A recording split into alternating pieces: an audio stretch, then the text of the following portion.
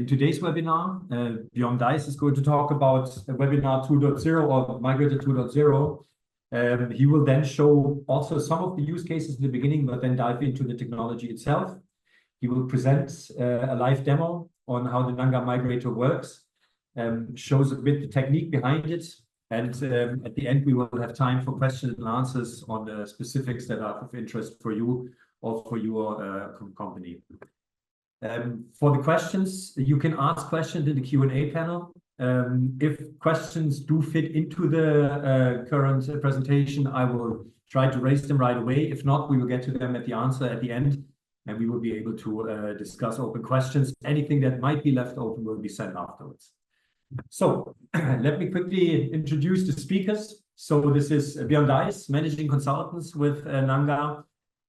He's got a lot of agile and also a lot of ALM experience. Myself, Lars Josten, I'm a sales lead at Nanga Systems. I've been there since September 21. I've been with MKS/PTC before for more than 20 years, and my expertise is ALM and MBSE from the past 20 years that I've done in my business. So about Nanga, who is Nanga? Nanga was founded in 2014. Currently, we have about 60 plus employees, number climbing, and we have 350 customers, also a number that's of course climbing. And we have 5 locations, as you can see on the landscape here. Most of the offices, the ones in the UK, Germany, Austria, and also in Japan, are sales and services offices. We have one office in the Ukraine, and despite the situation there, we have 10 people working with us and for us for software development topics.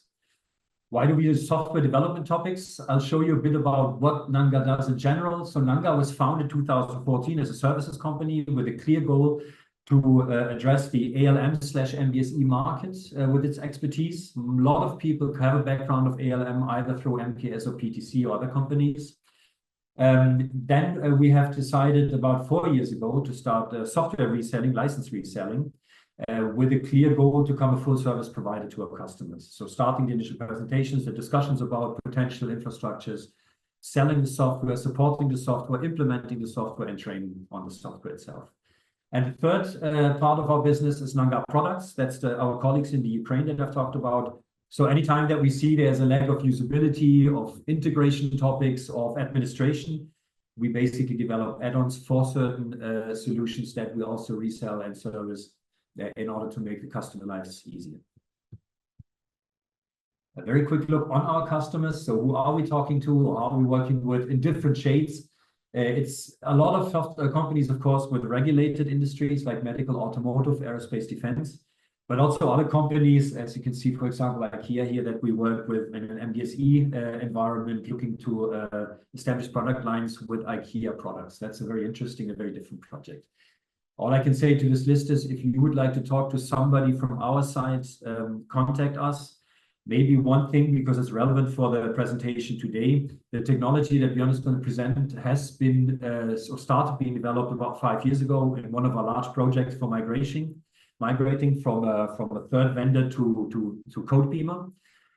That project was done with Pioneer. There's also a case study online. And currently we have sparring partners of very large magnitude. Let's say the top OEM in Germany, and I would say one of the top tier ones in Germany, that help us develop and prove and test our software in order to have the migration done on their sides also. So there's a lot of know-how in there. There's a lot of technology. It's proven in use. And today you will see the result that our team has basically made out of this. A very quick view. Our main partner is PTC and will always be PTC for sure. But when we look at departments or at R&D departments, there's a lot of tools also on the site that customers are using. I will not go into details. You will see 1 or 2 examples today also. We always look at the complete picture. That's basically all we can say to this. You will receive these slides afterwards. You can see there's all the contact data on there. If you have any questions, contact us. And now I will pass on to Björn to the main part, and I will leave you. So Björn, all yours. Yeah, thanks, Lars. Let me share my screen. And yes, I'm actually Björn. So even that picture looked a bit different to what you see in the video stream. Probably don't know where Lars got his picture from. But anyways, I will guide you through the demo today. Agenda is pretty straightforward. As Lars already said, we're talking about the features of the migrator, and I'm gonna demo them in a live demo. So it's always gonna be a bit of back and forth between discussing some features and then showing how this is actually working in the live demo. And this is planned to be the follow-up of the first webinar that we did a couple of weeks ago, where it was more about the strategy, so what to take care of when planning the migration. Today we're really executing the migration and having a look at how this should be executed and the features that we provide there. So let's directly jump to the first slide showing that the overview of our features. What you guys see here is in the middle. By the way, this picture could be familiar to those who have attended the first webinar already. In the middle, you see the features that we call standard features for the migrator. This is something that everybody should expect the migrator to be providing. So this is all about migrating standard fields or custom fields, merging fields, migrating attachments, documents, users, relationships, rich text, and so on. All these features you will see today, or I think 99% of it in the demo. But what we will focus on is the 4 features that are outside the central block, which we call the add-on features, something that goes a bit beyond the pure migration of the standard elements.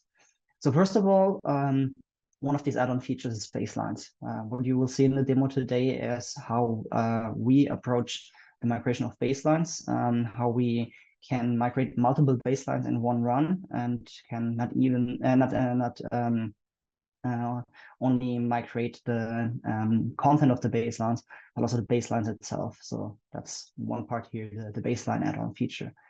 Then we will also discuss the Delta migration, how we are able to update elements during the migration and ensure business continuity, something that we discussed a lot during the strategic migration webinar. That's the second update, the second add-on feature here, updating elements. The third one is advanced comments, where we see how we can migrate. Technical term would be long text fields with enabled logging. So basically comments from RV&S to comments in Codebeamer. And then last but not least, we will also see one idea of how we could migrate history. We will discuss that also later on, and that there are several ways how to do that. One of these ways will be shown during the live demo today. Now, another slide that you've also seen if you attended the last webinar was this one here. Where we discussed about a strategy. We should rather go by big bang and migrate everything at once, migrate one project after the other, or if we should even slice down a project into several parts and then migrate one part of the project after the other. And why I'm showing this slide again is to set up the use case that we are having today in our live demo.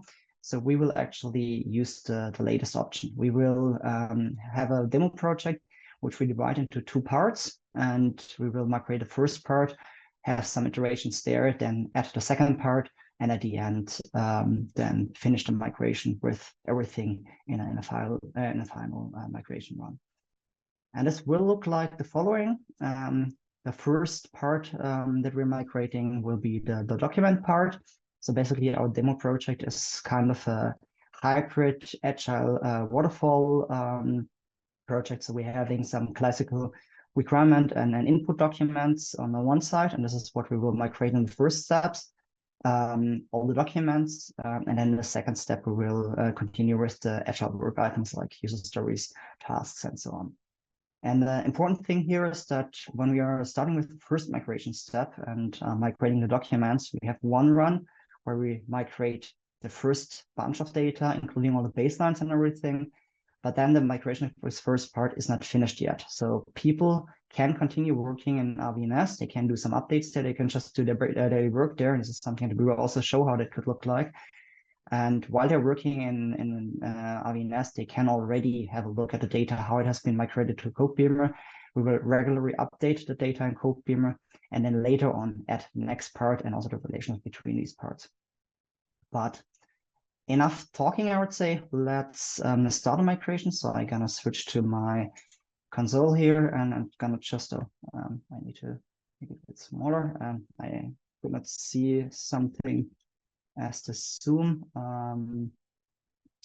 window was blocking it, but what I do is just executing the step 1 of my migration here, so that that one can run in background while we're talking a bit more about what is migrated here. So going back to the presentation, while the migration is running in background, I said I'm starting with the documents and the baselines. So I'm having a look at what we're exactly doing with the baselines here.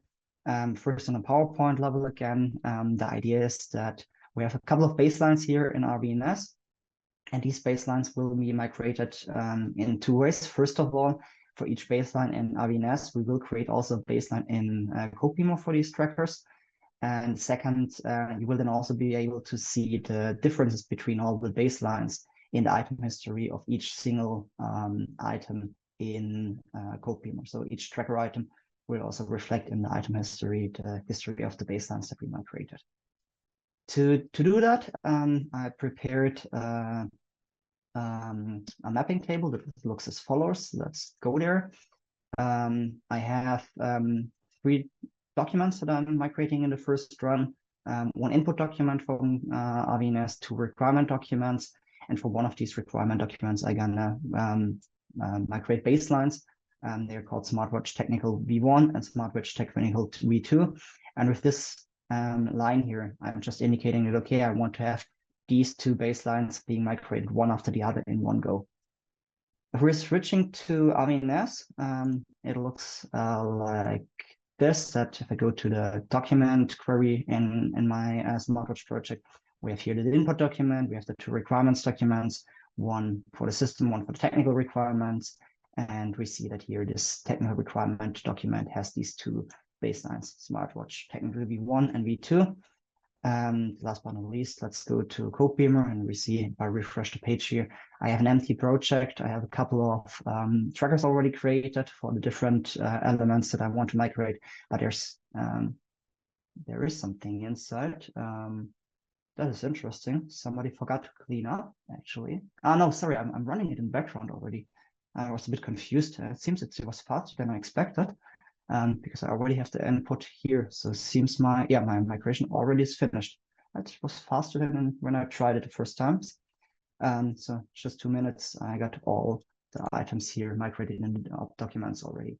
But you see, the other trackers are still empty. I have not migrated a second part yet. So yes, now that we've seen that, I can directly jump into the technical document. It was a bit faster than expected, and have a look here. So if I open the technical document, we see all the document has been migrated. If I compared it to RV&S, we see that we have the rich text, for example, with the bold headings, with italic for the comments, and some images as well. So this is exactly the same as if I go into my document here and have a look at how it's looking in RV&S. Yeah, it seems a bit slow connection. So this image that we've seen in Codebeamer already is slowly loading here in RV&S now as well. So this means what you see is rich text conversion, the migration of attachments and images. So basically this image here is migrated as an attachment to be attached to the tracker element in Codebeamer, but it's also inserted into the rich text here to be visible within the text, and so on. But I wanted to talk about the baselines, so let's have a look at that first. So what you see here, that it also automatically created baseline Smartwatch Technical V1 and V2. So the same baselines that we had in RV&S. And if I go back into my tracker and open one of the elements where I know that there has been some changes between the two baselines, for example, I know there is some beeper specification somewhere exactly here. And if I open that beeper specification requirement as an item and have a look at history, I see here that this one was submitted. So this was the initial submit by the migration. Then we had the SmartWatch Technical V1 baseline created. Then we did some changes, or the creator did some changes automatically based on the baselines that we had in RV&S.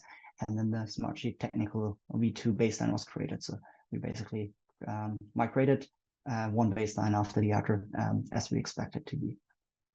Now, another thing that I also want to have a short look at is the relationships that we also have here.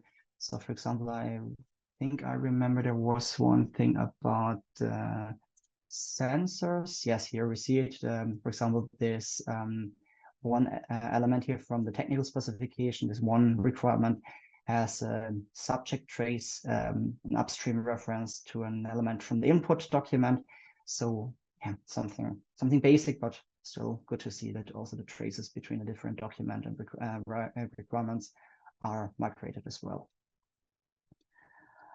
Last but not least, what I want to show you here, I think I have one comment in my input doc here. No, it was let me think about it. I think it was in the also in the technical about the USB requirements.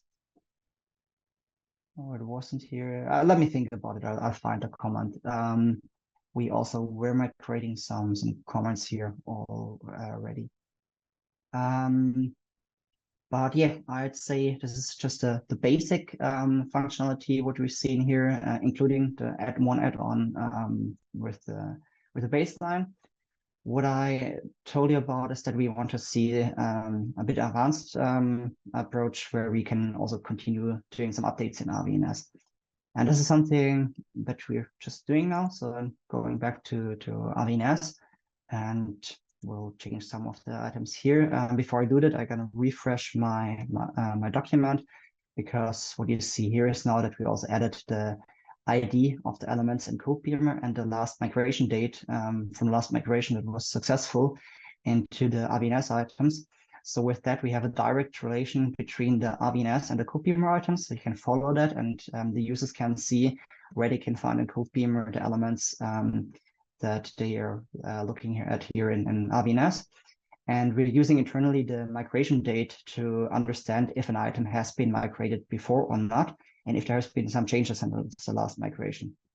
So basically, if I now do a change here in this timing API, for example, and say, okay, this is now version 3.2, whatever it means, the migrator will, when it runs for the next time, see that this item here has been changed after the last migration that we have indicated here, and it will only update the items that have been changed. So we do not run a full migration anymore. We just upgrade the items that have been changed, which makes, of course, the following migrations a lot faster.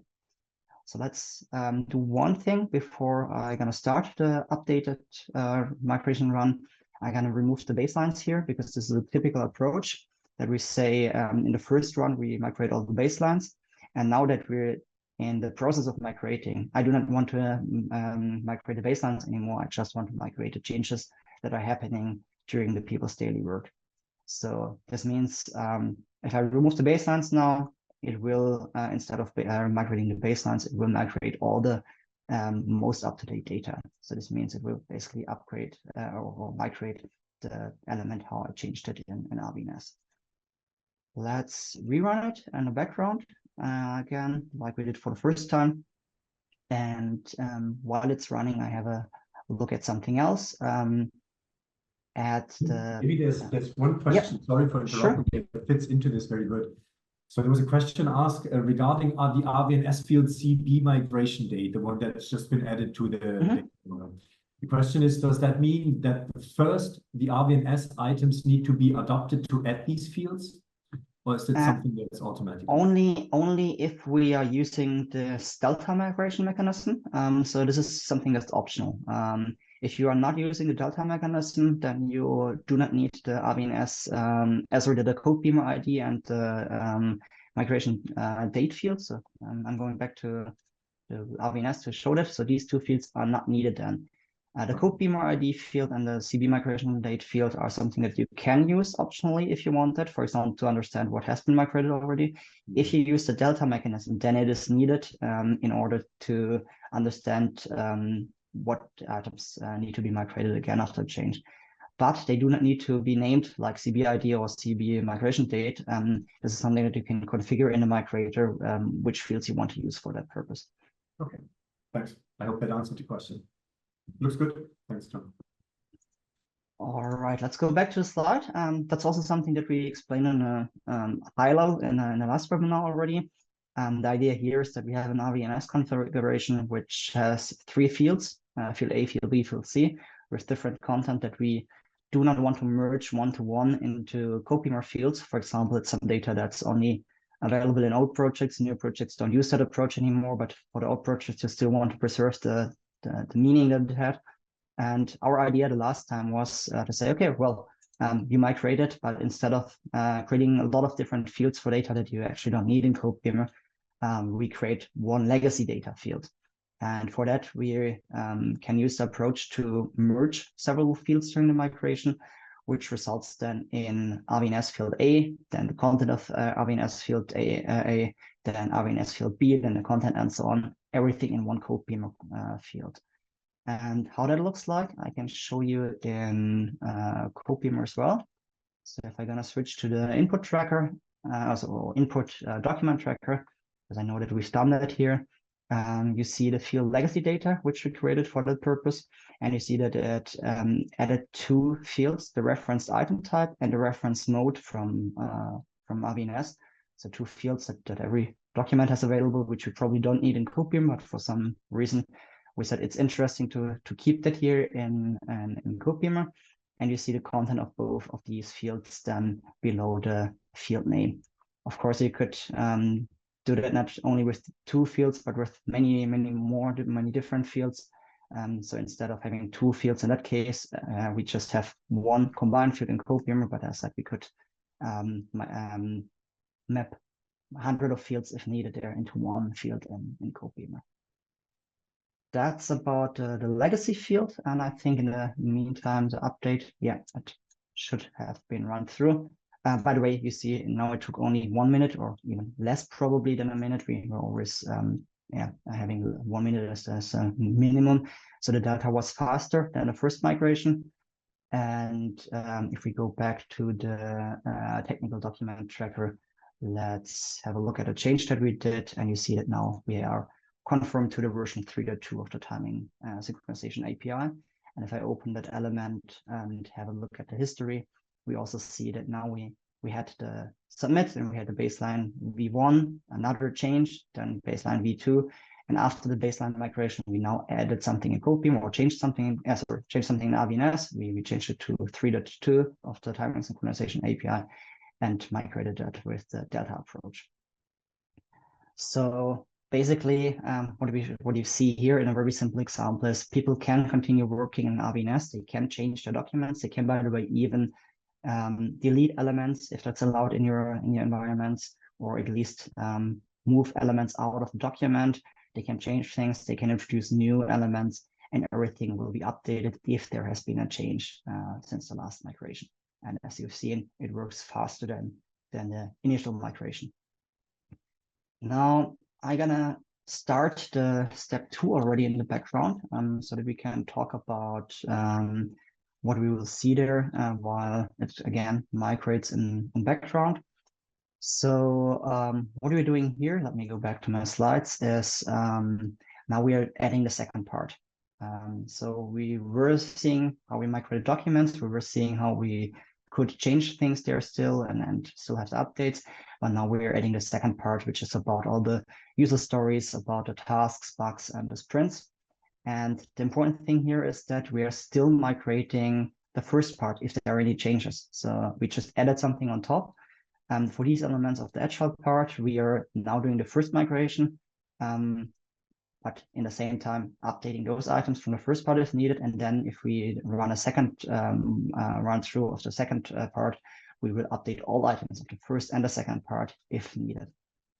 And second thing that we're also doing is, of course, now we're also creating the relationships between items of the second part, these are agile work items, with the first part that we have already migrated. Let's have a short look at the mapping table again. So I've shown you that one here before, the mapping table for the first run, where we just had these 3 different documents.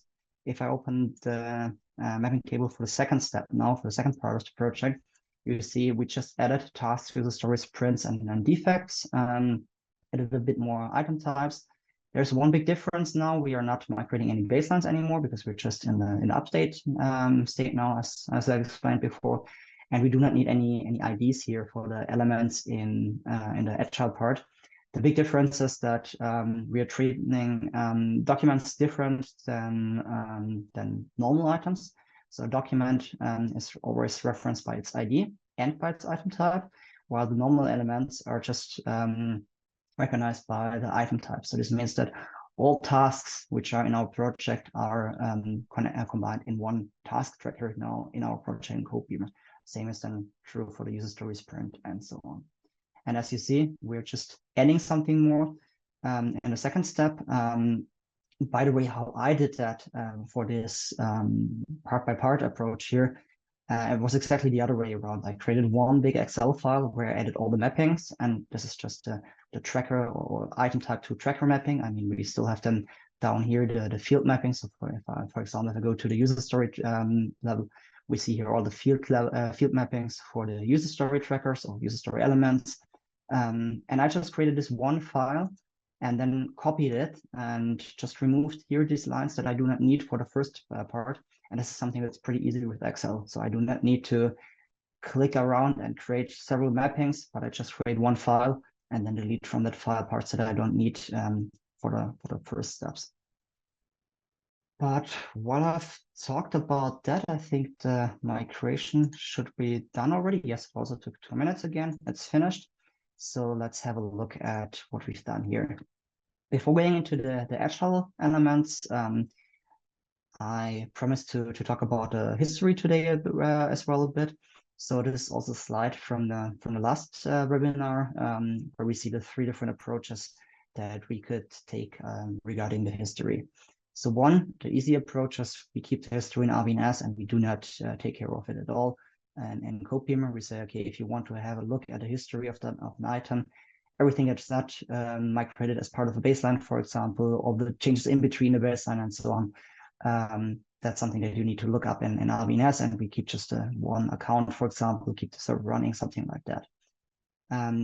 The better or more sophisticated approach, at least, is then to attach the history. So we're extracting the history of each single item and attached it to the corresponding tracker item in Codebeamer, or a bit different flavor of more or less the same idea, and that's what we will see today, is we store the history as a file.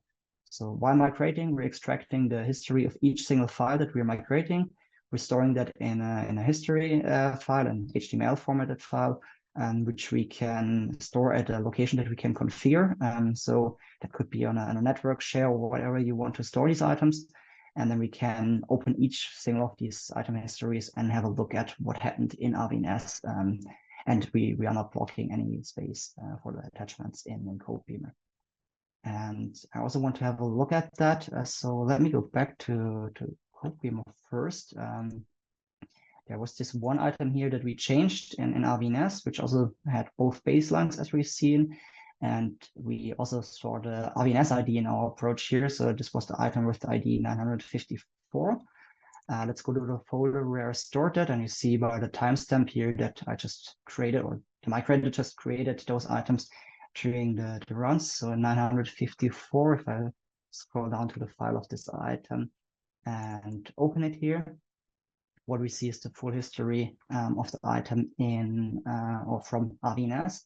And the interesting thing is that this, of course, also gets updated every time that we rerun the migration in Delta mode. So what you see here, that this change that we did during the webinar, where we said the timing synchronization API should be 3.2, is also, of course, reflected here. So this means every time that we're running the migration, we're updating the files, and at the end of the migration, we will have the most up-to-date history file for each single RV&S item here stored in this location. Now, let's have a look at my migration as it was finished. So I'm gonna go back to the tracker overview and gonna start with the user stories, for example. So a few more basic things that you see here. What we did here, for example, is we we migrated to different statuses. So defined a screen here, for example, all red items, an implemented state, or orange items or yellow, whatever that will be, as an are in draft state. We of course also migrated some more relationships. So for example, here relationship between the sprint and this user story, or, and that's the interesting thing, upstream reference, which we can see here, or which you can also see down here, to the document, to the requirement document that we already migrated before. So basically, we first migrated the first part with the documents, then we migrated the second part with the user stories and tasks and so on. And when migrating the second part, we were also migrating all relations between these two parts. So in this case, if I open that item here in a separate window, we see it's a requirement from the technical requirements document that we migrated before. But I also see that I have a typo here, so that's a pretty good thing to show the update mechanism once again. So let's go to the user stories here, and I just gonna change that the typo that I did here with the alarm. Good example to show why it makes sense maybe to update the items once again. Let it run in the background again.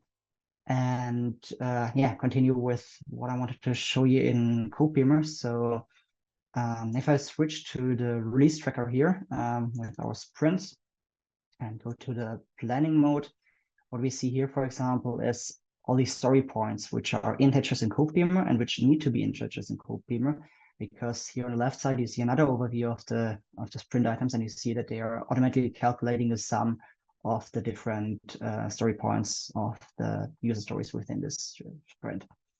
And if I go back to RV&S, you see that here we have a pick list instead of integers.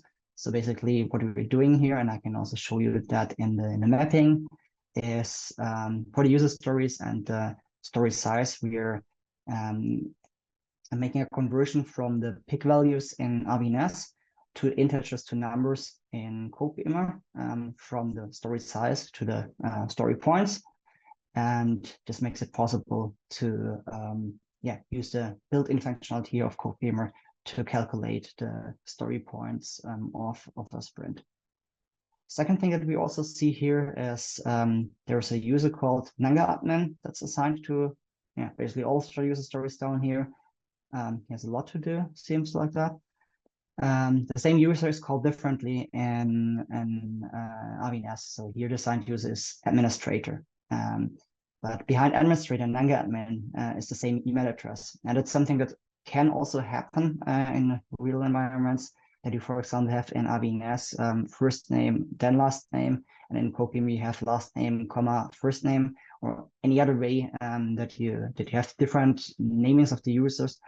But in the end, it should be the same user. They share the same email address. So what we did here in the mapping is that we selected to use or configured to use the email address-based mapping. So this means for each user, the migrator looks at the email address, which is, I don't know what it is exactly here, but which is the one that's configured for the administrator. Then it looks for the same email address here and attaches the user that is configured to use the same email address.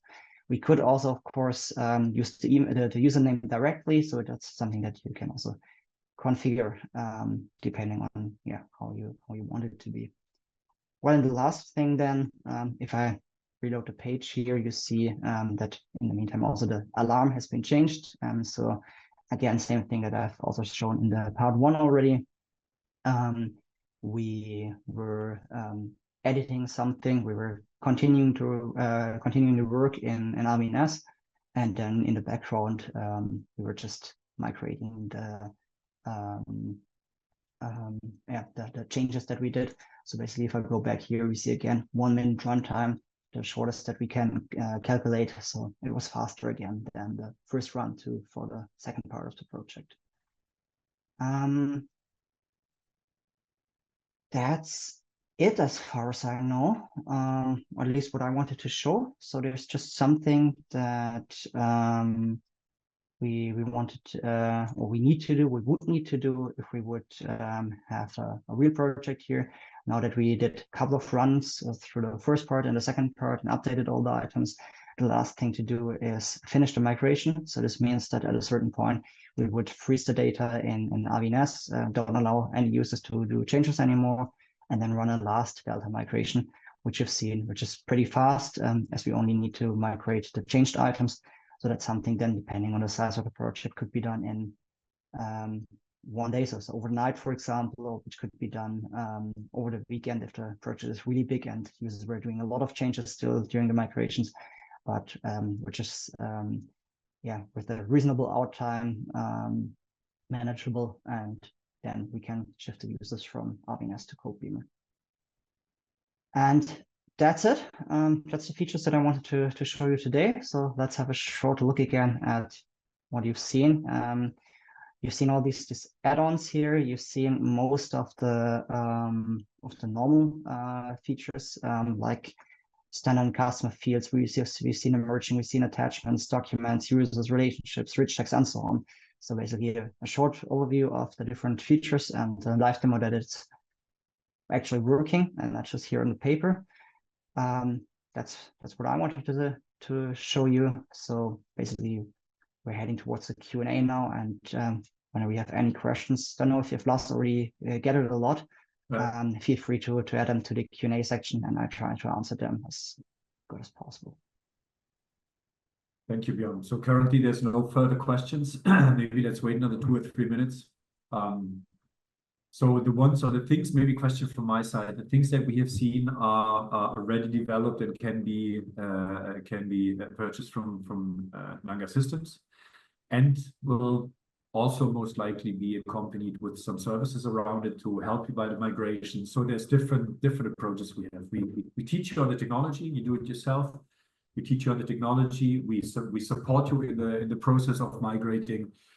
Up to we do the migration for you if that's something that you would like to do. That's a matter of discussion, a matter of how we package it. But feel free to approach us on that. There's pricing available, so don't hesitate to ask. Don't hesitate to ask if there's any use cases that you haven't seen today, if that's something that we're working on. So keep the communication open. We have, like I said, two or three big customers that we're working with on this technology. But the more input, of course, the better. Okay, so I think so far there's no other question. There's one more. Hold on. In the mapping, so Björn, so in the mapping, it seems to be one document type per tracker. Can we migrate one document to one tracker? It was not one document type per tracker. Actually, we had one document per tracker already. So if I go back to the step 1 mapping here, what you see is we have 2 different documents of type requirement document, and they both were migrated to different trackers. So we had a document with the 926, 951, going back to RV&S. These are both requirement document trackers. The one is the system specification here. The other one is the technical specification here. And they both had their own trackers. So if I go to the tracker overview, we see we have the system document and the technical document here. So it would be possible to merge them if needed into one tracker, but the approach that we've seen here already was one tracker per document. So I hope this answered the question. If not, please shoot follow-up questions. I've got one more. Do we have any online resources to refer to this migrator? So I assume that's probably, we have documentation, we have information that we can send, we have a data sheet. What we can do is also set up a sort of a pilot migration with you, but there's nothing freely downloadable on the net. So you should approach us and talk to us about how we could do that. I think that's probably what you're looking for. Let me know. Yeah, so maybe to add one more thing, that there's basically 2 different kinds of documentations. One that accompanies the sales process, something that you can just ask Lars for example, as you said, data sheets and all this stuff. And we have an online documentation that's updated regularly, where users that decide to either use or at least try the migrator can get access to, so you can read the online documentation and can set up the migration completely on your own if you need it. I hope that helps and answers. So far, all questions were answered successfully, I think.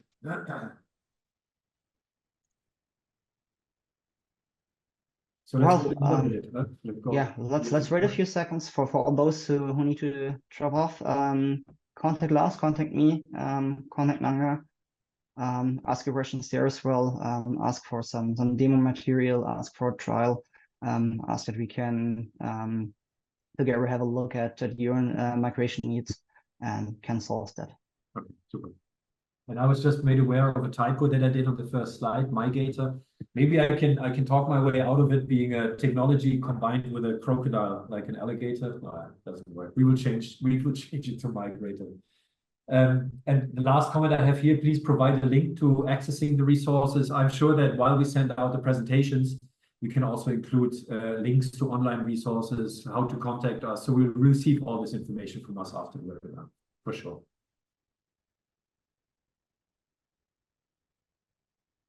Okay.